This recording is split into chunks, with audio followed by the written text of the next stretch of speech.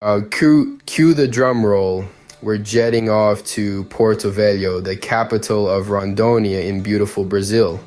Home to over 500,000 people, this city is bursting with culture and curiosities. First up, did you know Porto Velho boasts a thriving indigenous culture? It's also a gateway to the Amazon rainforest, a living, breathing wonder of the world.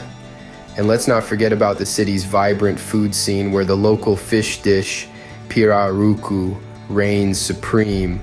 But it's not all sunshine and samba. Here are some oddities.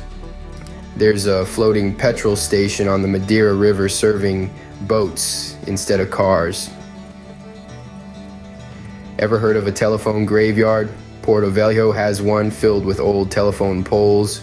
And for the grand finale, this city hosts an annual Flor do Maracujá festival where the star of the show is a mechanical bull. So, buckle up, adventurers, as we explore more of the world's hidden gems.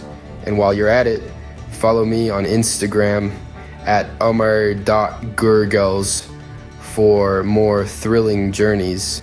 Until next time, keep the spirit of exploration alive.